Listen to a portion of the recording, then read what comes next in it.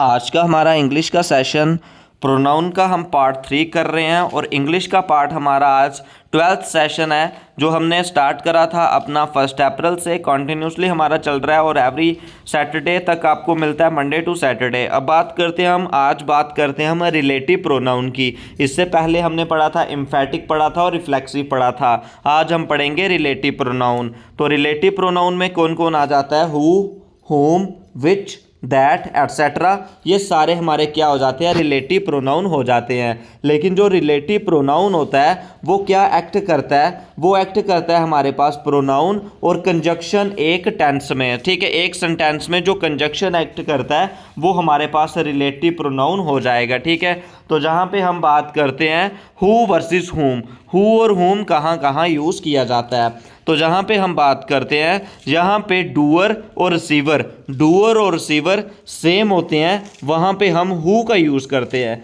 जहाँ पे डूअर और रिसीवर अलग अलग होते हैं वहाँ पे हम हुम का यूज़ करते हैं। जहाँ पे हम बात करते हैं we scolded the boy who broke the window, यानी कि आप ध्यान रखो हु या होम।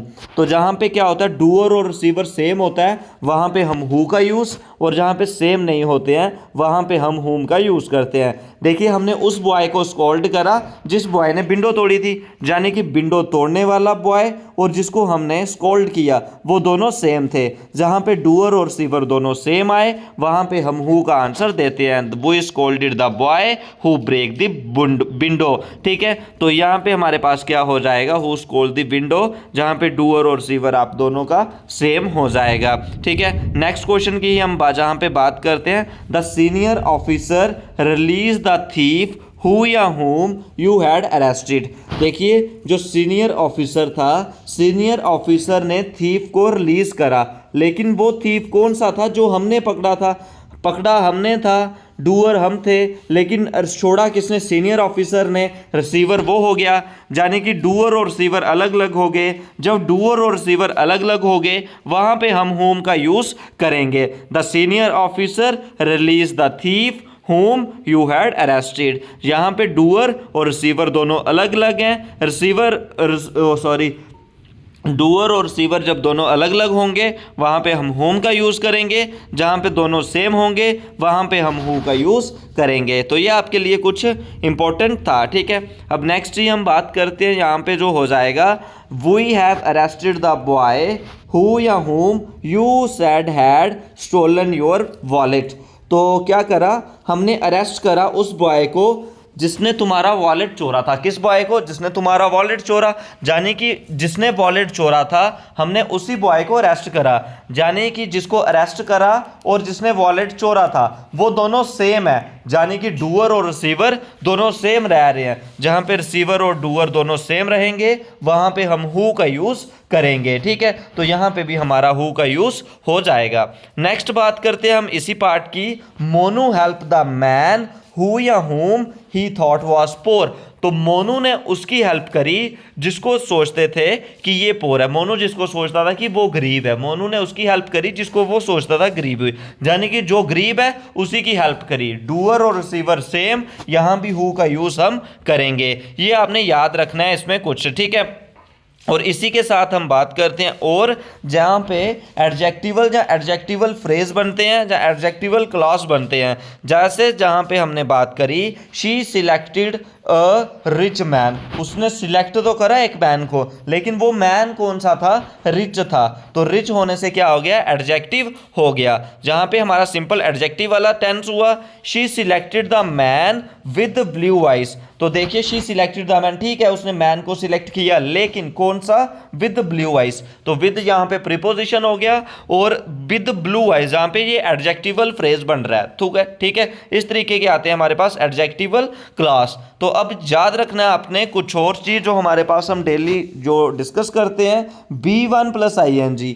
जो B1 प्लस ING है यानी कि वर्ब की फर्स्ट फॉर्म प्लस ING, ये टोटल वर्ब की फोर्थ फॉर्म हो जाती है।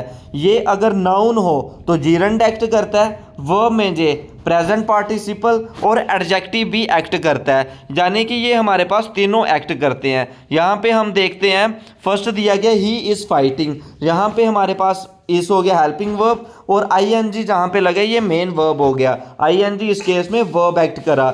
जैसे ही pacify the fighting bulls, pacify क्या हो गया, वर्ब हो गया, पैसिफाई द बुल्स, कौन से बुल्स, जो फाइटिंग बुल्स हैं, तो बुल्स जहाँ पे आईएनजी वाला एडजेक्टिव आ गया, जैसे ही स्टार्टेड फाइटिंग, तो ही स्टार्टेड हो गया वर्ब, तो फाइटिंग हो गया ऑब्जेक्ट, ऑब्जेक्ट कौन बनता है, नाउन या प्रोनाउन बनता है, तो ये जहाँ पे नाउन बन रहा है, जहाँ पे भी ये नाउन बने वहाँ पे जीरंड होता है, V1 प्लस आईएनजी अगर नाउन बने वो जीरंड होता है, और बाकी उसी के साथ एडजेक्टिव वो वर्ब भी बनते हैं, ठीक है, ये आपने याद रखना है कुछ इसका।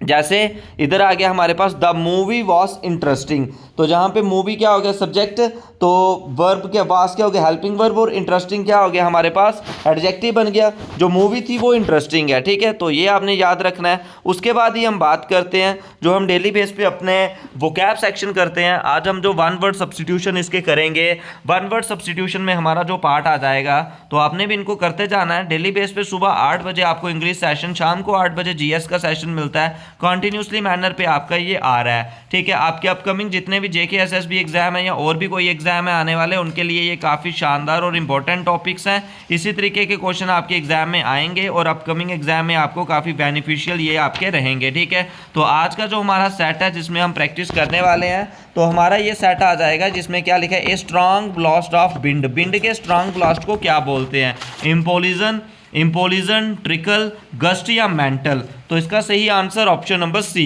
Gust. The strong blast of wind को हम क्या बोलते हैं, गस्ट बोलते हैं। ऑप्शन नंबर ए, तो sorry C is the right answer आपका हो जाएगा। आप भी साथ साथ में करें, अपना स्कोर जरूर बताएं कितने क्वेश्चन आपके सही हो रहे हैं और क्या कुछ आपका इसका रह रहा है। उसके बाद है फोबिया ऑफ डॉग, यानी कि जो डॉग से डरता है उसको क्या बोलते हैं, ओरोफोबिया, साइनोफोबिया, बैक्ट्रोफोबिया, जहाँ फैमोफोबिया। तो इसका सही आंसर आपका ऑप्शन नंबर बी, बी यानी कि cynophobia is the phobia of dogs, ठीक है। One who is new to a profession, new to a profession क्या होता है, नुएंस, पन, टायरो या बैंडल। तो सही आंसर ऑप्शन नंबर सी, टायरो इस क्वेश्चन का बिल्कुल राइट और करेक्ट आंसर आपका हो जाएगा। Tyro is the right answer. A speech or a presentation made without previous preparation, without previous preparation में जो स्पीच बोली गई हो, यूफिज्म, ऑर्बिचुरी, एक्सटेम्पोर, जस्ट सालिलो की। तो इसका सही आंसर आपका option number C, extempore is the right answer. Easily duped or fooled, bigot, gullible, radical या बनरेबल। तो इसका सही answer option number B, gullible is the right answer इस क्वेश्चन का आपका आएगा। आप भी साथ साथ में करें, आपके लिए भी काफ़ी इंपॉर्टेंट ये क्वेश्चन आ जाएंगे। एटोनमेंट फॉर वंस सिन, इलाइट, इग्नोरमस, इंसिंडायरी, रेपिटेंस। तो इसका सही आंसर आपका क्या हो जाएगा, ऑप्शन नंबर डी, डी यानी कि रेपिटेंस इज द सही आंसर इस क्वेश्चन का आपका आएगा, ठीक है। नेक्स्ट क्वेश्चन की तरफ, killing of one's own child, feticide, filicide, infanticide, lupicide. तो इसका सही answer option number B, filicide is the right answer इस क्वेश्चन का हो जाएगा। Killing of one's own child, तो फिलीसाइड इस क्वेश्चन का राइट आंसर हो जाएगा। A lover of book, lover of book बताना है, वानोफाइल, टेक्नोफाइल, रोमानोफाइल, इरेगोफाइल। तो लवर ऑफ बुक का सही आंसर ऑप्शन नंबर डी, इरेगोफाइल इज द राइट आंसर आपका हो जाएगा।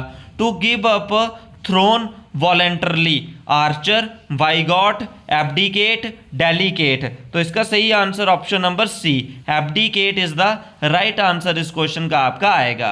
अब बढ़ते हैं नेक्स्ट क्वेश्चन की तरफ। Words written on the tomb of a person, epigram, epitome, epicure या एपिथा। तो इस क्वेश्चन का आपने सही आंसर बताना है। और इसी के साथ कुछ इंपॉर्टेंट बात जो आपको डेली बेस पे हम टॉपिक डिस्कस करते हैं, जो आपके अपकमिंग एग्जाम्स के लिए काफ़ी इंपॉर्टेंट है, उनका डेली बेस जो हमारा पीडीएफ होता है, वो पीडीएफ का लिंक आपको डिस्क्रिप्शन पे मिल जाएगा टेलीग्राम का। टेलीग्राम को ज्वाइन करके वहाँ से फ्री ऑफ कॉस्ट सभी पीडीएफ को आप डाउनलोड कर सकते हो। अब तक हमारे जितने भी सेशंस हुए हैं उनकी जो आपको क्या मिलेगा, पूरी प्लेलिस्ट मिल जाएगी जेकेपी के नाम की। तो उस प्लेलिस्ट में कंटिन्यूसली आपकी जो वीडियोस हैं जीएस और आपकी इंग्लिश की वो आपको वहाँ पे मिल जाएंगी। और उसी के साथ आपका लिंक डिस्क्रिप्शन में टेलीग्राम का होगा। टेलीग्राम को ज्वाइन करके वहाँ से पहले की जो 12 पार्ट हुए हैं इंग्लिश और जीएस के, उनकी पीडीएफ भी वहाँ पे अवेलेबल है, वो आपको वहाँ पे मिल जाएंगी। और जो भी करंट पार्ट के अपडेट्स हैं, करंट की वीडियोस हैं, करंट के पीडीएफ्स हैं, वो भी आपको वहाँ पे मिल जाते हैं। नेक्स्ट क्वेश्चन की हम बात करते हैं, words written on a tomb of a person. तो option number D epitaph is the right answer. और ये आपकी आंसर की भी आपको इसी के साथ मिल जाएगी। तो ये आपके कुछ इंपॉर्टेंट क्वेश्चंस थे अपकमिंग एग्जाम के लिए। अगर इनके रिगार्डिंग कुछ डाउट्स हो तो कमेंट सेक्शन में जरूर पूछें। आज के इस वीडियो में बस इतना ही।